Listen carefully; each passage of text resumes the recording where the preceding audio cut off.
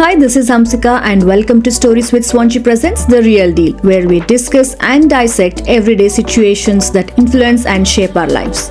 Whether it's the unspoken impacts of generational trauma, challenging the expectations of society, or exploring practical ways to bring more peace, balance, and joy into our daily existence. We share stories and lived experiences that are raw, heartfelt, and will leave you with questions.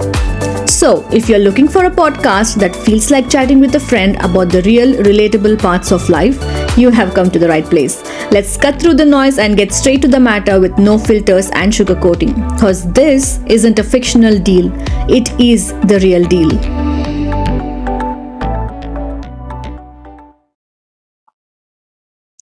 Welcome back, everyone, to another episode of The Real Deal, where we talk about a lot of relatable topics. And today's relatable topic is broken friendships. Why broken friendships? Why I want to talk about it? Because this is one of those topics that doesn't get touched a lot. If any of you have been in a relationship before and you've had a breakup, with the one person that you loved so much, you know the heartbreak that comes with it, right? I can say a similar heartbreak, or sometimes even uh, on a larger scale. The heartbreak that comes with broken friendships is sometimes more than in like any other heartbreaks. I'm pretty sure a lot of you would agree to this. You have spent so many years with a few people. They are so close to you. They know so many aspects about you, your family, and they're so involved in your life. They play such a huge important part in your life, and then one day they're gone, just like this. So the grief that comes with broken friendships is something that not everybody discusses, and I really wanted to touch on this topic because this is something I've experienced myself a few times. And not all friendships, when they break, hurt you as much as some of them do, because with some people they're so close to your heart, you had made them such a big part of your life that when that friendship gets broken, it's like a piece of your heart that can never be joined back together. It's like that piece went with them. So I'm someone who takes friendship very, very seriously, because for me my friends matter a lot. You can have hundreds of relatives, you can have an extremely supportive family, an extremely supportive husband, wife, or whoever it is. End of the day, if you don't have friends with whom you can share a lot of your feelings that probably your family might not relate to or might not help you with, then that's a very sad thing. Everyone needs to have friends, and in my life a lot of people have played such important roles. Unfortunately, some of them didn't last for long. I read this beautiful thing the other day on Instagram, that people come into your life for a reason, season, or a lifetime. It's amazing how everybody who walks through teaches you something, and when they walk away, you feel like that's the end of your that current world of yours. It's amazing how some people add so much value to your life, and in the end, you realize you guys were never meant to be like good friends. So that is something that has always bothered me, because growing up I've always had friends. Like previously for me it used to be like, oh, I have so many friends, because for me in my head, anyone who speaks nice to me, I would consider them my friend without knowing if the other person feels the same. Some people just talk nice with everyone, and that doesn't mean that they consider you as their friend. And that is something that I slowly realized at a later stage. The misunderstandings sometimes are very small, but then when your ego plays up, like turns out to be bigger. Whenever we all have like close friendships, right? We always think that this person is going to be in my life forever. I will always have their support. I will always have their love. And you also make a lot of plans together to be like this, to be like that. And one fine day, some misunderstanding happens and it's all gone. The lifetime thing that you had dreamt of with that particular friend, it's like gone. And it's actually very hard to express how it feels, because this is actually a not so easy episode for me to do as well. And as I speak, I'm realizing that I'm actually like going blank because I don't know what to speak. It's just, it kind of hits a nerve sometimes, because with some of the friendships, broken friendships that I've had, that person meant so much to me. I kept them somewhere here in my life. When things break, friendships break, it shatters you to a point where you don't know how to even get back to normalcy, how to like lead a life without them being a part of it, because they've been such an integral part of your life for a very long time. I've had like 3 to 4 broken friendships that have really impacted me like the most. With other ones, of course, with every friendship there's always some misunderstandings or the other that keeps happening, and you keep talking about it, you discuss it, and you resolve it, and then one fine day you will be still back in talking terms with them. But with some of them, it reaches to a point where there is no question of coming back. And with these 3 to 4 broken friendships that I had, that was exactly what was happening. I remember I was like very close friends with a girl until my 7th grade, and it was a very silly misunderstanding. And then we started drifting apart. We were still in touch. I mean, it's not like we can't see each other, and I can never turn my face away from someone, regardless of what has happened between us. Right? I can never do that, and it's the same thing with her as well. Like if we meet again today, we are going to have a normal conversation. We will probably remember our old days and even laugh about it. But back then, it was huge. But having said that, I still have a bracelet that she gave me for my birthday when I was in grade 8. She had come to my grandma's house and she gave me that bracelet, and I still have it with me. I I couldn't dispose it at all. Like it was a memory, it was a gift. And because I have so many good memories with her, of course we couldn't continue our friendship, but then that doesn't mean that I'm invalidating all the beautiful moments we have had. So we have had some really amazing, like nice times, and they will always be green in my memory. Like it's been ages now, so we have like grown out of it. No one sits and remembers all these things, but that was one of the friendships, like when broken, impacted me. The second one, which probably impacted me the most, was like with another bestie of mine. Me and her used to be so close, like share each and everything. Our families were involved. Like her parents, like they knew me, and my parents knew her, their family. It was in grade 12 that we had some misunderstanding, and then we slowly started drifting away. And that was one of the most heartbreaking thing for me. It was too overwhelming for me at that time when it happened, because I was already going through so much. At the same time, me and her had a fight, and we slowly started drifting away. So it was like an added thing for me that bothered me to to the maximum. One of the hardest broken friendship experience that I've had, and I know that she felt the same.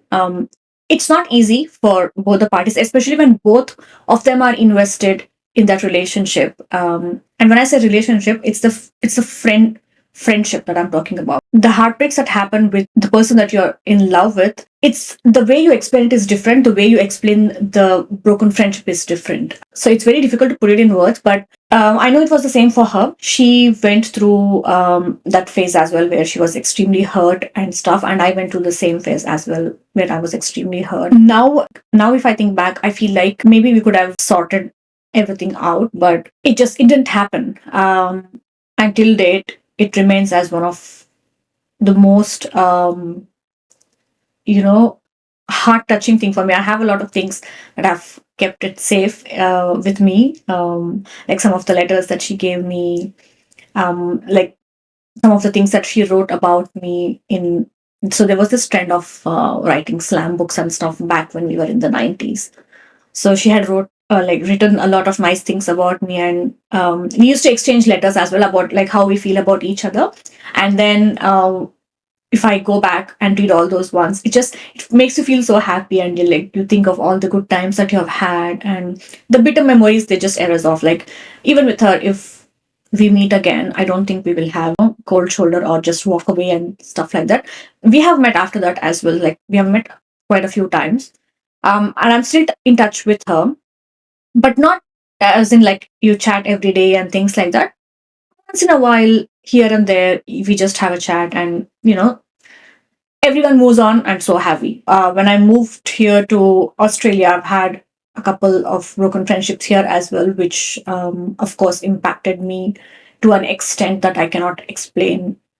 My health was at its super low when this happened, and it was during my depression phase. When I came out of it, and when people walked away from my life after I opened up about my depression, and those friendships like meant a lot to me because families were invested as well. A lot of my emotions were invested in them. So it's very kind of heartbreaking when people walk away from your life without bothering to tell you why they did whatever they did, regardless of whatever the situation may be. The most respectful way to end any relationship, be it friendship, be it a committed relationship, a boyfriend, girlfriend, regardless of whatever relationship it is, the least you can do is have a chat, talk to the person, tell them whatever is in your mind or whatever is in your heart, and then just walk away.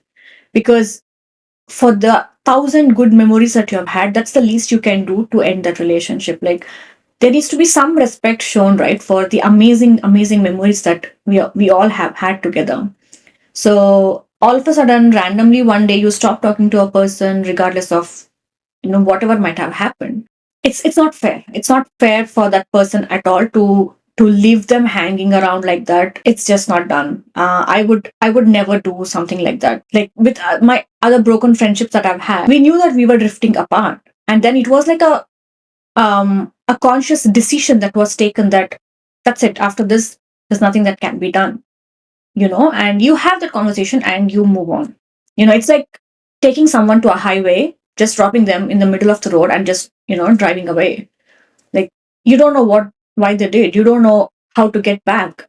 You don't know how you go in search of them. So it's very disturbing, and it's very like physically draining, mentally draining, and it takes away the trust that you have in the system of friendship or any relationship for that matter. In this instance, friendship. Because after that, it's taken me way too much time to trust anyone again. Like I always feel like maybe this person is taking advantage of me. That's why they're trying to ask me about my well-being. You always have this inhibition. Like even before a friendship even forms, I have put my boundaries around me because it's for me. It's like, am I giving the power to this person to destroy me again? So whoever walked away, for them, I don't know if it was easy to do that, but whoever they left behind without bothering to inform them, without bothering to even have a conversation regarding this whole thing, it's very hurtful. It's extremely hurtful and very disrespectful as well. I've I always feel like lucky are the ones who have had their friendship right from the time they were young until like they grow old, and there are a lot of them like that. I myself know a lot of people who have had friends, the same set of friends right from their childhood, then from like school days, college days, uni days. They remain as the core group even after they join workforces, even after they got married, even after they have kids, and now their kids are all friends. So there are so many of them like that. So it takes both the parties to put all the effort. It cannot happen. It's not like a one-way thing, right? So both of them have to put the equal amount of effort, and there will always be ups and downs. But you need if you think the friendship is worth giving it another chance, you should like put in all your effort to save that friendship, because we need friends. We all need friends. We all need friendship. We all need that support system to navigate through our lives. They are the only ones who probably understand your frustration level. Like if you've had a friend for a very long time, they know how you are as a person. They know what you like, what you don't like. So um, they are probably in a better position to understand you, while your family might not understand you, your relatives might not understand you, and sometimes even your partner might not understand you. But you need to have those friends with whom you can express and get an opinion from them, and take them into your confidence, be that support for them, have them support you always. So we support system is must for humans. It is really a must. Every broken friendship comes with a lot of heartbreak, where for both the parties involved, it's always difficult to get over it. But with that also comes a lot of growth, be it for us or be it for them, whoever it is. Some of them, they just walk into your life literally to teach you lessons, to teach you what to do, what not to do, to teach you how to trust, how not to trust. Some of them are with us throughout our life, holding our hands and saying, let's, do this together. Some are very short lived, like in a matter of months, sometimes, or sometimes even like in a matter of weeks, you know that your frequency is not matching. It's just that initial thing that probably matched, and after that, you realize that the frequency is not matching. There is no way you can be friends with this one so person because your thought process is totally different. And for some, they take it as an offense, saying that how can I not be a good friend?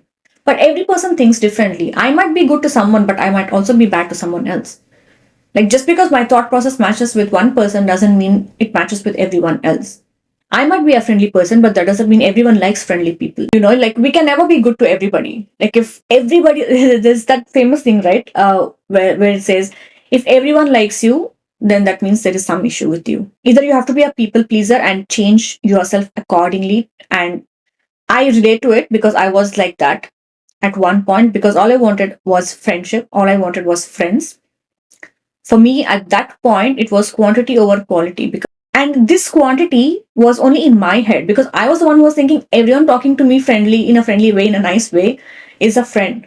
In their head, they had never considered me a friend. So I used to like go around and probably say, oh, they're my friend. I have so many friends, that. But for them, I was never a friend. I was just another person to whom they smiled and they like just spoke nicely. So perspectives are different. For you, the definition of close friend might be different. For that person, the definition of close friends might be different. Having too much expectations always ends up in trouble in the hood. Anyway, so I honestly I'm actually going blank because I feel like I had a lot more points that I wanted to talk about, but somehow because few things trigger a nerve and it kind of becomes really difficult to have any kind of conversation after that. And it's the same thing with me with regards to friendships. Currently, I am really blessed to have a few wonderful friends in my life who have not left my side regardless of what my situation is, who have supported me so much, especially after, opening up about my depression or anything, who have like who are always ready to help me and who are always ready to be there for me. So I'm very grateful for all those special friendships that I have in my life. Do I think and sulk about all the broken friendships? I used to at one point, not anymore. Will I ever speak to the people with whom I've had all these broken friendships? Of course, as I said, I can never be someone who avoids you so evidently right in front of you, just moves away saying that I don't want to talk to you or make a scene out of it in public. I am not that one. I'm mature enough to handle anything. See, the point is not to rekindle that friendship or like to kickstart it. The problem is there needs to be a closure. Anything that doesn't have a closure and that leaves you hanging, you're always irritated and frustrated that that part of your brain doesn't have a closure. I used to feel that a lot and I used to struggle so much with my panic attacks and stuff because I would think of some of the things, especially with whatever happened with me here in Australia. I would think and it would trigger me so much. It would trigger so many of my emotions with all the public insults and stuff. But after a point, I was like, I'm giving them the power to destroy me again. So that's when I took the power from them.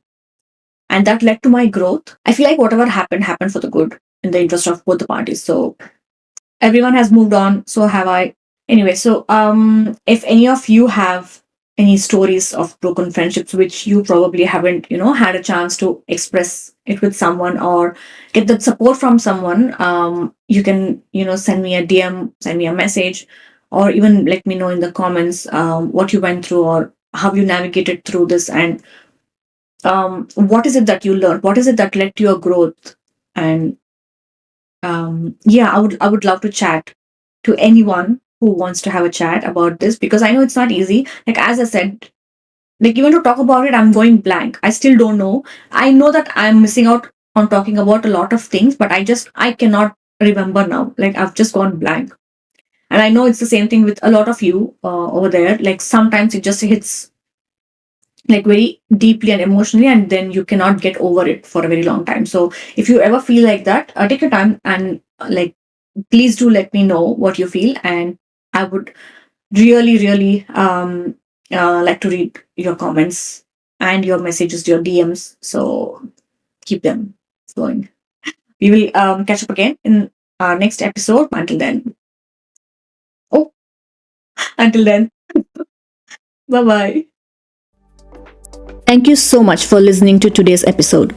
It truly means a lot to me to know that there are supportive listeners out there who appreciate the sharing of relatable thoughts and experiences.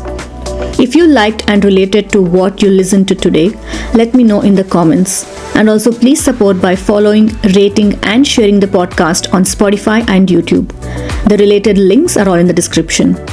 Let's have a chat again next week. Until then, please make sure to take care of yourself so you can take care of others.